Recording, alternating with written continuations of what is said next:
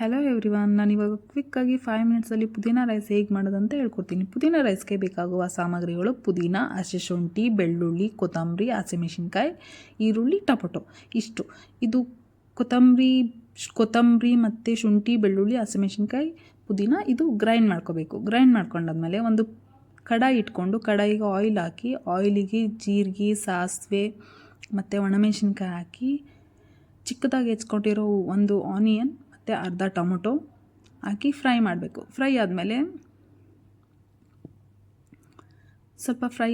ಸ್ವಲ್ಪ ಸಾಲ್ಟ್ ಹಾಕಿ, ಸಾಲ್ಟ್ ಆದಮೇಲೆ ಅದು ಫುಲ್ಲು ಸ್ವಲ್ಪ ಟೊಮೊಟೊ ಎಲ್ಲ ಇದು ಮೆತ್ತಗಾಗಿದೆ ಅಂತ ಅಂದಮೇಲೆ ಅದು ಗ್ರೈಂಡ್ ಮಾಡ್ಕೊಂಡಿರೋದು ಮಿಕ್ಸ್ ಮಾಡಿ, ಸ್ವಲ್ಪ ಎಲ್ಲ ಡ್ರೈ ಆದಮೇಲೆ ನಮಗೆ ಎಷ್ಟು ಕ್ವಾಂಟಿಟಿ ರೈಸ್ ಬೇಕು ಅಷ್ಟು ರೈಸ್ ಹಾಕ್ಕೊಂಡು ಮಿಕ್ಸ್ ಮಾಡಿದರೆ ಪುದೀನ ರೈಸ್ ರೆಡಿ ಆಗುತ್ತೆ. ಇದು ಆಲ್ಮೋಸ್ಟ್ ರೆಡಿ ಆಗ್ತಾ ಬಂತು. ತಿಂದು ನೋಡಿದ್ರೆ ಸೂಪರಾಗಿ ಚೆನ್ನಾಗಿರುತ್ತೆ. ಒಂದ್ಸಲಿ ಟ್ರೈ ಮಾಡಿ ನೋಡಿ, ತುಂಬ ಚೆನ್ನಾಗಿದೆ. ಮತ್ತು ನೀವು ಯಾವಾಗಾದರೂ ಟ್ರೈ ಮಾಡಿ ಡೆಫಿನೆಟ್ಲಿ ನನಗೆ ಮೆಸೇಜ್ ಮಾಡಿ ಪ್ಲೀಸ್ ಹೇಗಿದೆ ಅಂತ. ಮತ್ತು ನಾನು ಇನ್ನೊಂದು ಕಾಳಿನ ಪಲ್ಯನೂ ಮಾಡಿದ್ದೆ, ಅದು ವಿಡಿಯೋ ಹಾಕಿಲ್ಲ. ಅದನ್ನು ಸೆಂಡ್ ಮಾಡ್ತೀನಿ. Okay, thank you for watching. Thank you all.